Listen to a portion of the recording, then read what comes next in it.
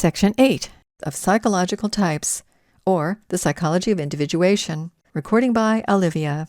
Psychological Types, or The Psychology of Individuation, by Carl Gustav Jung. Translated by Helton Godwin Baines. Section 8, Chapter 1.4 C. Abelard's Attempt at Conciliation. It is not without interest to investigate how scholasticism itself attempted to settle the Universalia dispute, how it tried to create an equipoise between the typical opposites which the tertium non datur divided. This attempted settlement was the work of Abelard, that unhappy man who burned with love for Heloise, and who paid for his passion with the loss of his manhood. Whoever is acquainted with the life of Abelard will know how intensely his own soul housed those severed opposites, whose philosophical reconciliation was for him such a vital issue. De Remusat characterizes Abelard as an eclectic, who criticized and rejected every accepted theory concerning the Universalia, but who nonetheless freely borrowed from them what was true and tenable. Abelard's writings, so far as they relate to the Universalia dispute, are confusing and difficult, because the author is constantly engaged in weighing every argument and aspect of the case. It is precisely because he acknowledged no truth in the avowed standpoint, but always sought to comprehend and reconcile the contrary view, which is responsible for the fact that he was never once thoroughly understood, even by his own pupils. Some understood him as a nominalist, others as a realist. This misunderstanding is characteristic. It is much easier to think from one definite type, for within it one can remain logical and consistent, than it is to remain consistent with both types, since the intermediate standpoint is lacking. Realism as well as nominalism, if pursued consistently, leads to finality, clarity, and uniformity. But the weighing and adjustment of the opposites leads to confusion and to an unsatisfactory issue for the types, since to neither is the solution completely satisfying. De Remusat has collected from Abelard's writings a whole series of almost contradictory assertions relating to our subject. He exclaims, Faut-il admettre en effet ce vaste et incohérent ensemble de doctrines dans la tête d'un seul homme, et la philosophie d'Abelard est-elle le chaos? From nominalism, Abelard takes the truth that the Universalia are words, in the sense that they are intellectual conventions expressed by language. Furthermore, he takes from it the truth that a thing in reality is not universal, but always something particular, and that substance in reality is never a universal, but an individual fact. From realism, Abelard takes the truth that genera and species are combinations of individual facts and things on the ground of their indubitable similarity. Conceptualism is for him the mediatory standpoint. This is to be understood as a function which comprises the individual objects perceived, classifies them into genera and species upon the basis of their similarity, and thus reduces their absolute multiplicity to a relative unity. However unquestionable multiplicity and diversity may be, the existence of similarities, which by means of the concept makes fusion possible, is equally beyond dispute. For whoever is psychologically so adapted as to perceive mainly the similarity of things, the collective or constellating concept is, so to speak, taken for granted. That is, it frankly obtrudes itself with the undeniable actuality of the sense perception. But for the man who is psychologically so adjusted as to perceive mainly the diversity of things, the similarity of things is not exclusively assumed. What he sees is their difference, which indeed forces itself upon him with just as much actuality as similarity does to the other.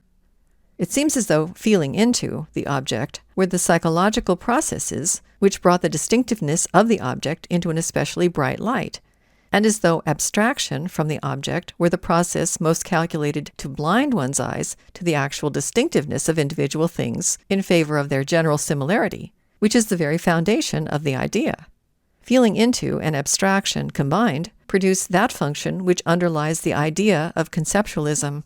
It is founded, therefore, upon the only psychological function which has any real possibility of uniting the divergence between nominalism and realism and bringing them upon a common way. Although the Middle Ages knew how to speak great words of the soul, psychology they had none, which is one of the youngest of all sciences. If at that time a psychology had existed, Abelard would have framed the Essay in Anima as his mediatory formula, De Remusant clearly discerned this, for he says, quote, "In pure logic, universalia are only terms of a language of convention. In physics, which is more transcendent than experimental, which is true ontology, genres and notions are based on the way in which beings are actually produced and constituted. Between pure logic and physics, there is a mediating region, which can be called a psychology. There Abelard investigates how our concepts are formed, and traces this intellectual genealogy of beings, depicted or symbolic, their hierarchy, and their real existence." Close quote.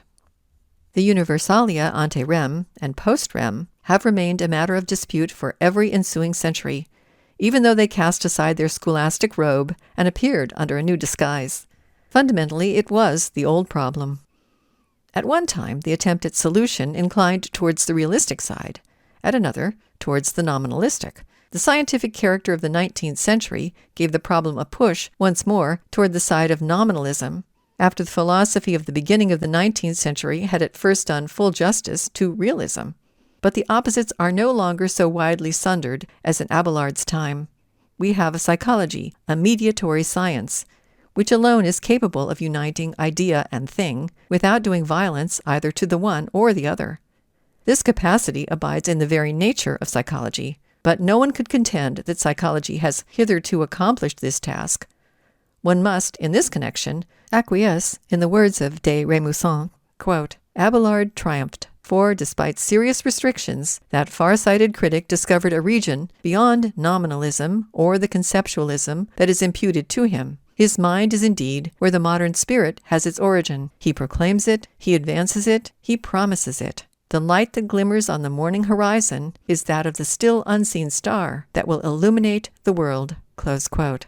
If one overlooks the existence of psychological types, as also the contingent circumstance that the truth of the one is the error of the other, then Abelard's labor will mean nothing but one scholastic sophistry the more. But insofar as we recognize the existence of the two types, the effort of Abelard must appear to us as of the greatest importance. He seeks the mediatory standpoint in the sermo, by which he understood not so much a discourse as a formed sentence joined to a definite meaning, a definition, in fact, only requiring additional words for the consolidation of its meaning. He does not speak of verbum, for to nominalism this is nothing more than a vox, a flatus vocis. Indeed, it is the great psychological achievement of both the classical and medieval nominalism that it completely abolished the primitive, magical, or mystical identity of the word with the objective matter of fact.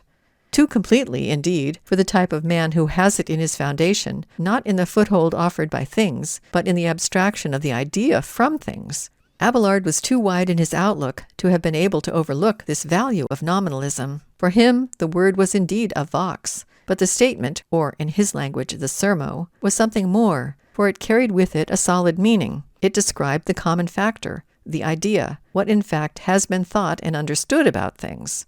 In the sermo, the universal lived, and there alone. It is, therefore, intelligible that Abelard was also counted among the nominalists. Incorrectly, however, for the universal was to him a greater reality than a vox.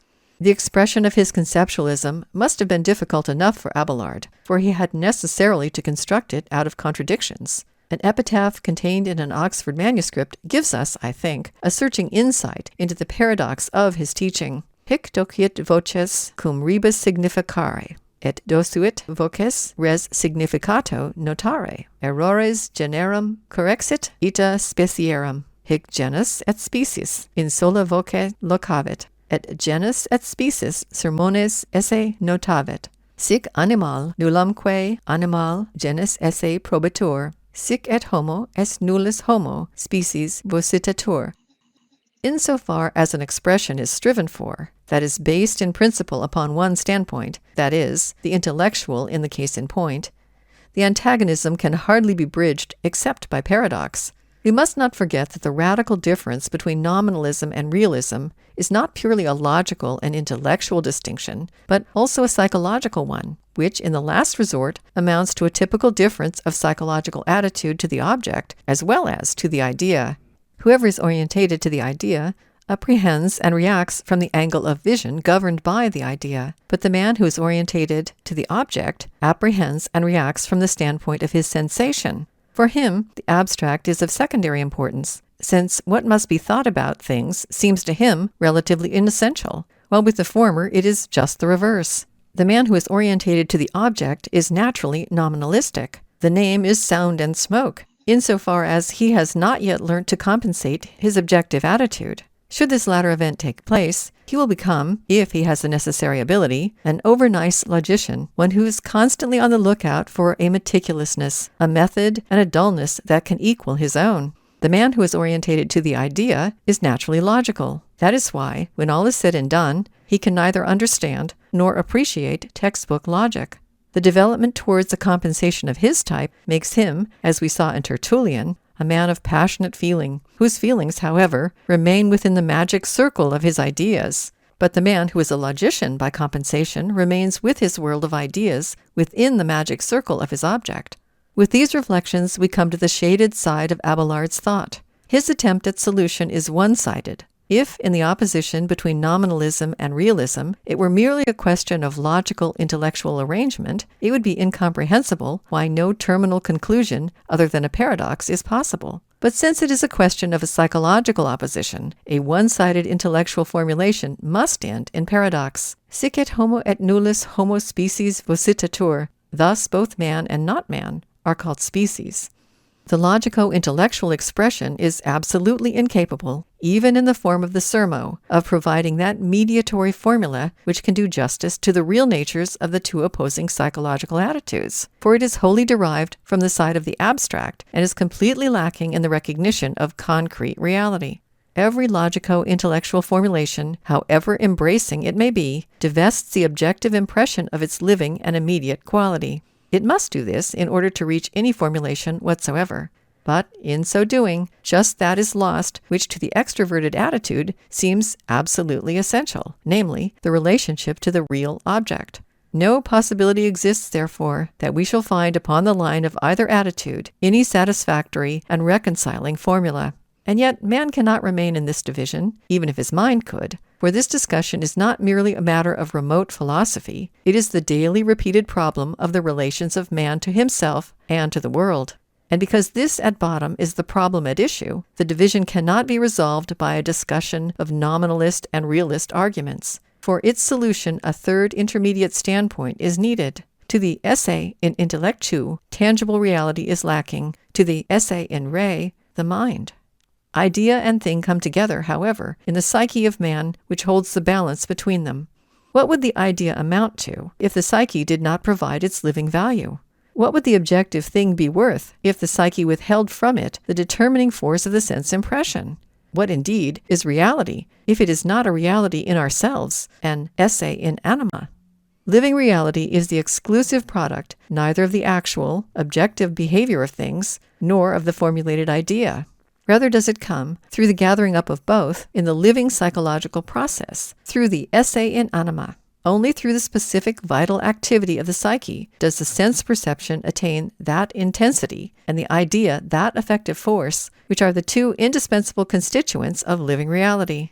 This peculiar activity of the psyche, which can be explained neither as a reflexive reaction to sense stimuli nor as an executive organ of eternal ideas, is, like every vital process, a perpetually creative act.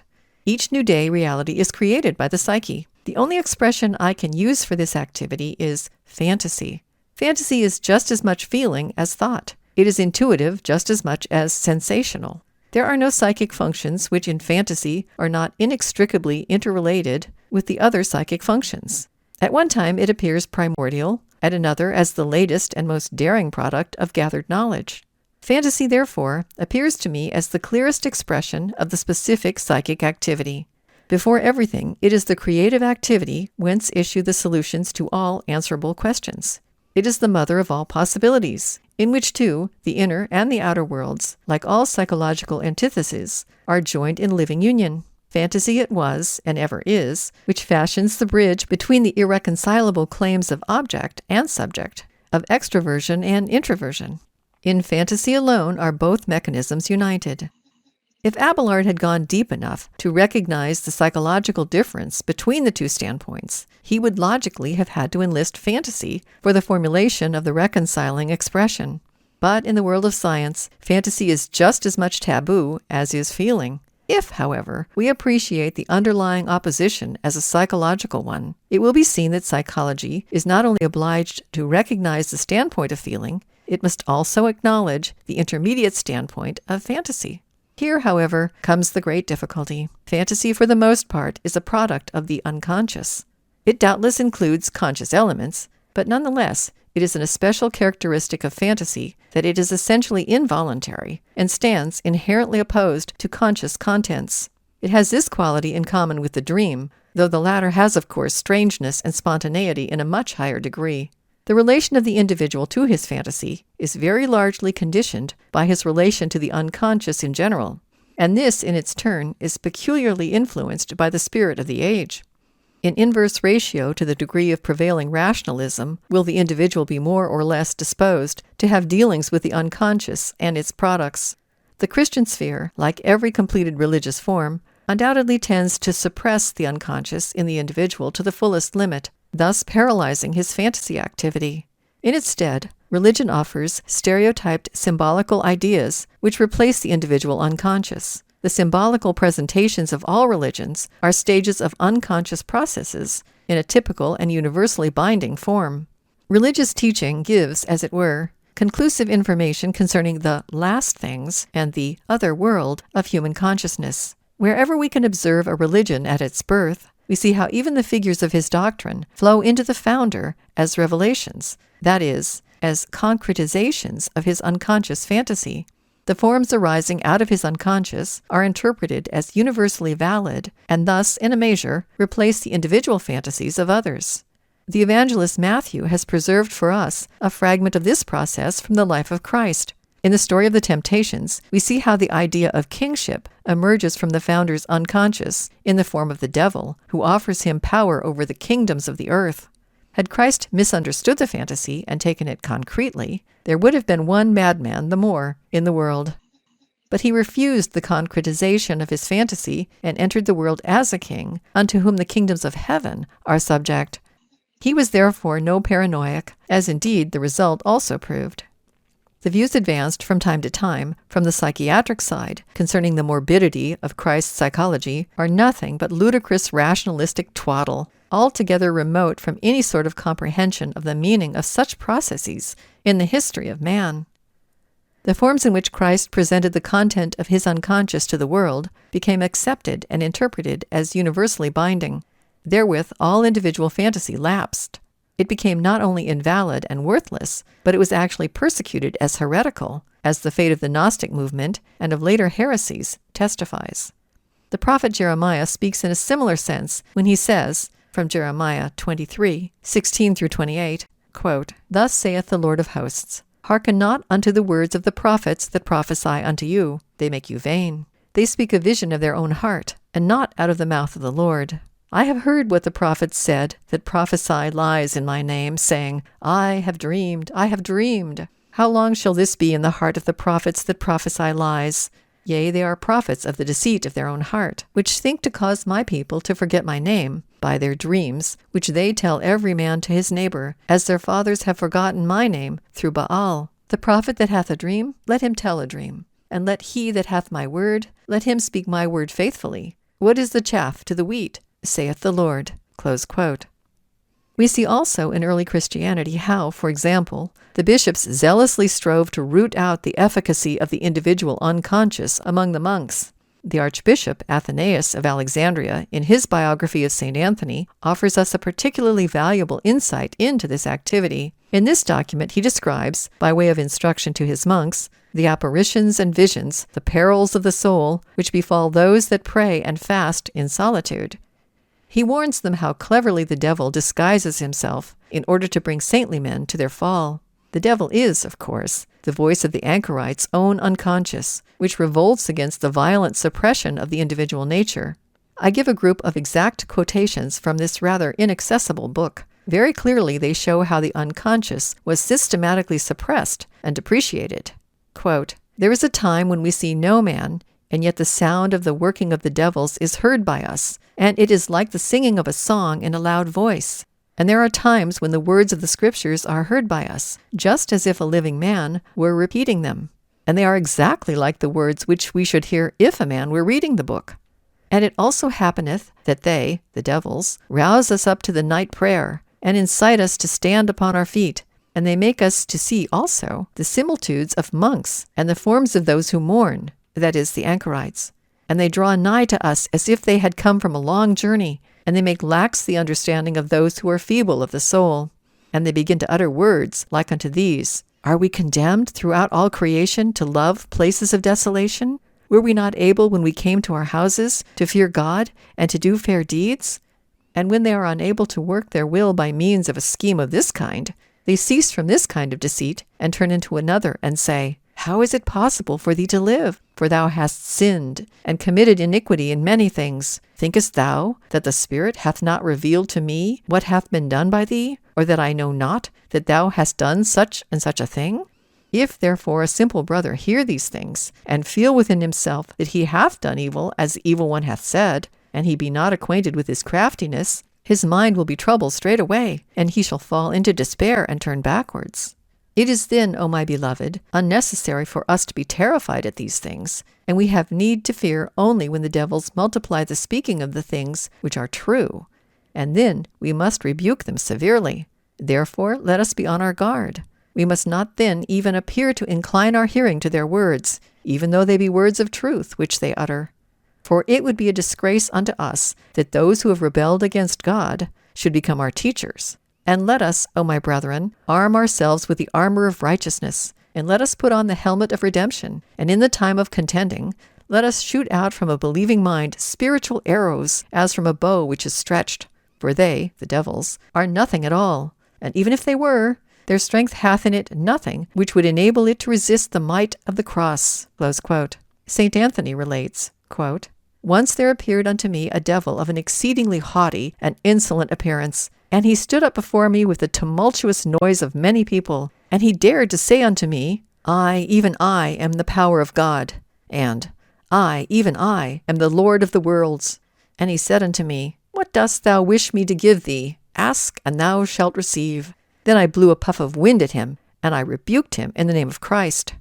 And on another occasion, when I was fasting, the crafty one appeared to me in the form of a brother monk, carrying bread, and he began to speak unto me words of counsel, saying, Rise up, and stay thy heart with bread and water, and rest a little from thine excessive labors. For thou art a man, and howsoever greatly thou mayest be exalted, thou art clothed with a mortal body, and thou shouldst fear sickness and tribulations.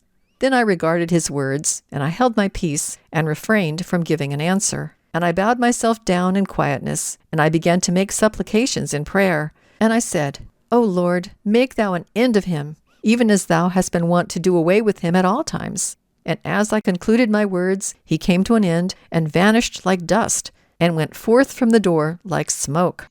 Now on one occasion Satan approached the house one night, and knocked at the door, and I went out to see who was knocking. And I lifted up mine eyes, and saw the form of an exceedingly tall and strong man. And having asked him, Who art thou? He answered and said unto me, I am Satan. After this I said unto him, What seekest thou?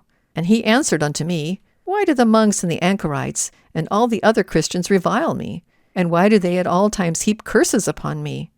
And having clasped my head firmly in wonder at his mad folly, I said unto him, Wherefore dost thou give them trouble? Then he answered and said unto me, It is not I who trouble them, but it is they who trouble themselves.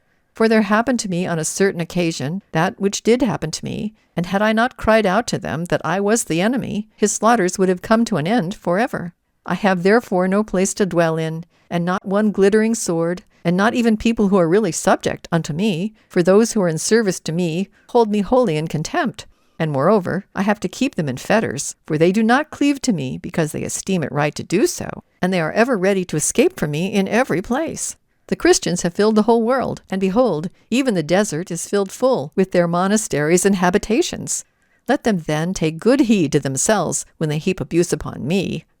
Then, wondering at the grace of our Lord, I said unto him, How does it happen that whilst thou hast been a liar on every other occasion, at this present the truth is spoken by thee? And how is it that thou speakest the truth now, when thou art wont to utter lies? It is indeed true that when Christ came unto this world, thou wast brought down to the lowest depths, and that the root of thine error was plucked up from the earth. And when Satan heard the name of Christ, his form vanished, and his words came to an end." Close quote. These quotations show how, with the aid of the universal belief, the unconscious of the individual was rejected, notwithstanding the fact that it transparently spoke the truth. There are in the history of the mind especial reasons for this rejection. It does not behoove us at this point to elucidate these reasons further. We must content ourselves with the actual fact that it was suppressed. Speaking psychologically, this suppression consists in a withdrawal of libido, psychic energy. The libido thus acquired promotes the synthesis and development of the conscious attitude, whereby a new conception of the world is gradually built up. The undoubted advantages gained by this process naturally consolidate this attitude. It is, therefore, not surprising that the psychology of our time is characterized by a prevailingly unfavorable attitude toward the unconscious. It is not only intelligible, but absolutely necessary, that all sciences have excluded both the standpoints of feeling and of fantasy. They are sciences for that very reason. But how does it stand with psychology? If it is to be regarded as a science, it must do the same. But will it then do justice to its material? Every science ultimately seeks to formulate and express its material in abstractions. Thus psychology could, and indeed does, lay hold of the processes of feeling, sensation, and fantasy in the form of intellectual abstractions. This treatment certainly establishes the right of the intellectual abstract standpoint, but not the claims of other quite possible psychological points of view. The other possible standpoints can obtain only a bare mention in a scientific psychology. They cannot emerge as the independent principles of a science. Science, under all circumstances, is an affair of the intellect, and the other psychological functions are submitted to it in the form of objects. The intellect is sovereign of the scientific realm, but it is another matter when science steps across into the realm of practical application. The intellect, which was formerly king, is now merely a resource, a scientifically perfected instrument, it is true, but still only an implement, no more the aim itself, but merely a condition. The intellect, and with its science, is now placed at the service of creative power and purpose. Yet this is still psychology, although no longer science. It is a psychology in a wider meaning of the word, a psychological activity of a creative nature, in which creative fantasy is given priority. Instead of using the term creative fantasy, it would be just as true to say that in practical psychology of this kind, the leading role is given to life. For on the one hand, it is undoubtedly fantasy, procreating and productive, which uses science as a resource. But on the other, it is the manifold demands of external reality which prompt the activity of creative fantasy. Science, as an end in itself, is assuredly a high ideal, but its accomplishment brings about as many ends in themselves as there are sciences and arts. Naturally, this leads to a high differentiation and specialization of the particular functions concerned, but it also leads to their aloofness from the world and from life, and an inevitable multiplication of specialized terrains which gradually lose all connection with each other. The result of this is an impoverishment and stagnation that is not merely confined to the specialized terrains, but also invades the psyche of the man, who is thus differentiated up or reduced down to the specialist level. By this token must science prove her value to life. It is not enough that she be mistress, she must also be the maid. By so doing, she in no way dishonors herself. Although science has already led us to recognize the disproportions and disorders of the psyche, thus deserving our profound respect for her intrinsic intellectual gifts, it is nevertheless a grave mistake to concede her an absolute aim which would incapacitate her for her métier as an instrument of life.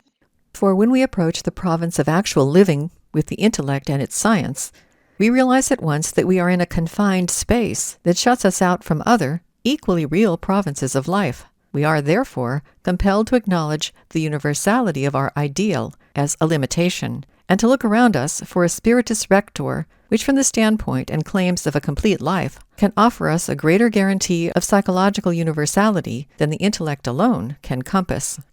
When Faust exclaims, "Feeling is everything," he is expressing merely the antithesis to the intellect, and therefore only reaches the other extreme. He does not achieve that totality of life and of his own psyche in which feeling and thought are joined in a third and higher principle. This higher third, as I have already indicated, can be understood either as a practical goal or as the fantasy which creates the goal. This aim of totality can be recognized neither by the science, whose end is in itself, nor by feeling, which lacks the faculty of vision belonging to thought. The one must lend itself as auxiliary to the other, yet the contrast between them is so great that we need a bridge. This bridge is already given us in creative fantasy. It is not born of either, for it is the mother of both. Nay, further, it is pregnant with the child, that final aim which reconciles the opposites. If psychology remains only a science, we do not reach life. We merely serve the absolute aim of science. It leads us, certainly, to a knowledge of the actual state of affairs, but it always resists every other aim but its own. The intellect remains imprisoned in itself just so long as it does not willingly sacrifice its supremacy through its recognition of the value of other aims. It recoils from the step which takes it out of itself and which denies its universal validity, since from the standpoint of intellect, everything else is nothing but fantasy. But what great thing ever came into existence that was not first fantasy?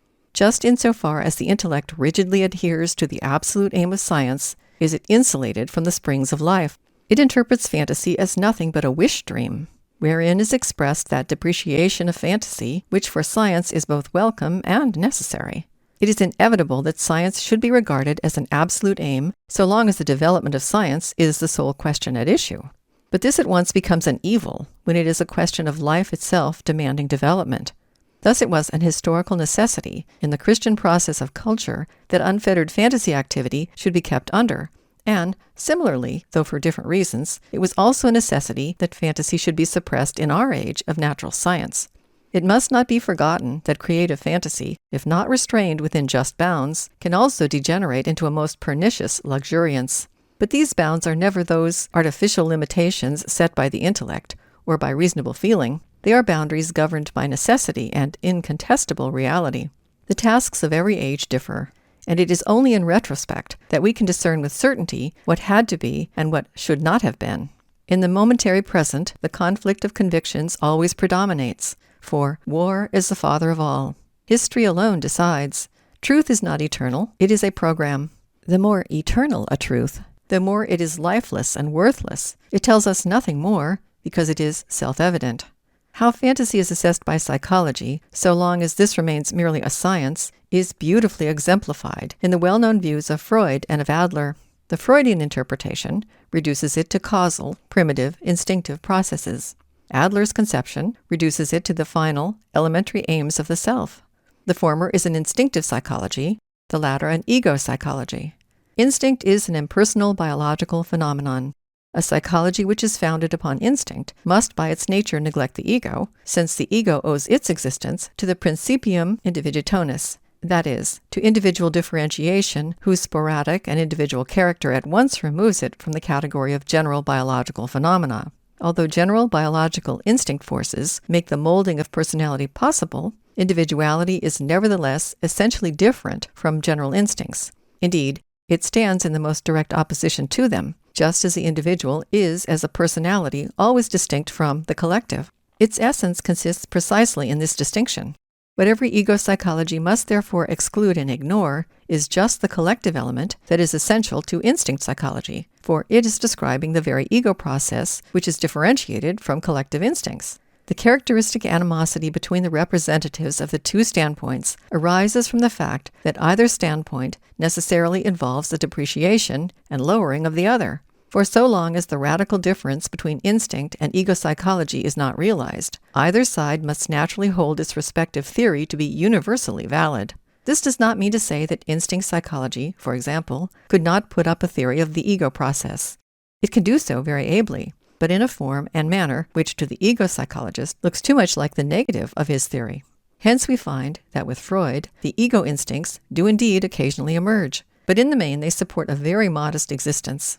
With Adler, on the other hand, it would seem as though sexuality were the merest vehicle, which in one way or another serves the elementary aims of power. The Adlerian principle is the safeguarding of personal power, which is superimposed upon the general instincts. With Freud, it is the instinct that makes the ego serve its purposes, so that the ego appears as a mere function of instinct.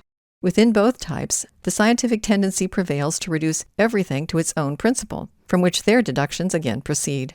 With fantasies, this operation is accomplished with particular ease, since these, unlike the functions of conscience, which are adapted to reality and have therefore an objectively oriented character, express both instinctive as well as ego tendencies. It is not difficult for the man who adopts the standpoint of instinct to discover in them the wish fulfillment and the infantile wish and repressed sexuality.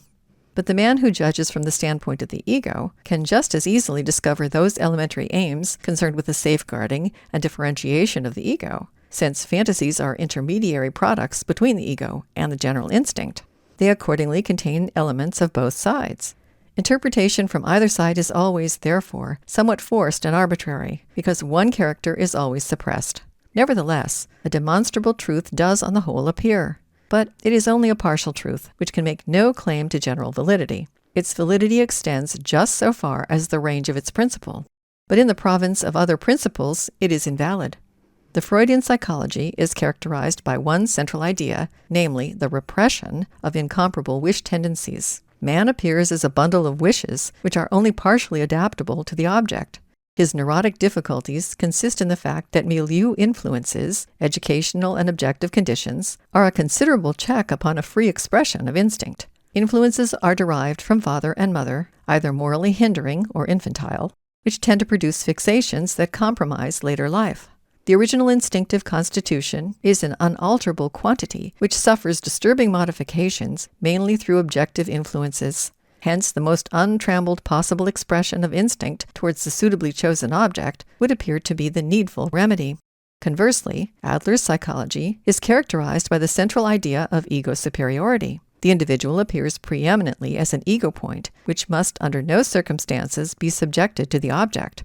While with Freud the craving for the object, the fixation to the object, and the impossible nature of certain desires toward the object play an important role, with Adler, everything aims at the superiority of the subject. Freud's repression of instinct toward the object becomes with Adler the safeguarding of the subject. With him, the healing remedy is the removal of the isolating safeguard. With Freud, it is the removal of the repression that renders the object inaccessible. Hence, with Freud, the basic formula is sexuality, which expresses the strongest relation between subject and object. With Adler, it is that power of the subject which most effectively ensures him against the object, and gives to the subject an unassailable isolation which amputates every relation. Freud would vouchsafe the instincts an unfettered excursion toward their objects, but Adler would break through the inimical spell of the object, in order to deliver the ego from suffocation in its own defensive armor. The former view must therefore be essentially extroverted, while the latter is introverted. The extroverted theory holds good for the extroverted type, while the introverted theory is valid only for the introverted type. Insofar as the pure type is a quite one-sided product of development, it is also necessarily unbalanced. Overemphasis upon the one function is synonymous with repression of the other. Psychoanalysis fails to resolve this repression just insofar as the particular method applied is oriented according to the theory of its own type. Thus, the extrovert, in accordance with his theory, will reduce his fantasies as they emerge from the unconscious to their instinct content. But the introvert will reduce them to his power tendency. The gain accruing from such analysis goes to the already existing predominance. This kind of analysis, therefore, merely intensifies the already existing type, and by such means no mutual understanding or mediation between the types is made possible. On the contrary, the gap is widened both without and within. An inner dissociation arises because fragments of other functions, occasionally arising to the surface in unconscious fantasies, dreams, and so forth, are depreciated and again repressed. On these grounds, a certain critic was in a measure justified when he described Freud's as a neurotic theory, but the truth of the statement cannot justify a certain malevolence in expression which only serves to absolve one from the duty of serious concentration upon the problems raised. The standpoints both of Freud and of Adler are equally one-sided and are, therefore, characteristic of only one type. Both theories reject the principle of imagination, since they reduce fantasies and treat them as merely semiotic expression. But in reality, fantasies mean more than that, for they represent also the other mechanism. Thus, with the introverted type, they represent repressed extraversion, and with the extroverted, repressed introversion. But the repressed function is unconscious, hence undeveloped, embryonic, and archaic. In this condition, it is not to be reconciled with the higher niveau of the conscious function. the unacceptable nature of fantasy is principally derived from this peculiarity of the unrecognized function root. Imagination, for everyone to whom adaptation to external reality is the leading principle, is for these reasons something objectionable and useless. And yet we know that every good idea and all creative work is the offspring of the imagination, and has its source in what one is pleased to term infantile fantasy. It is not the artist alone, but every creative individual whatsoever who owes all that is greatest in his life to fantasy.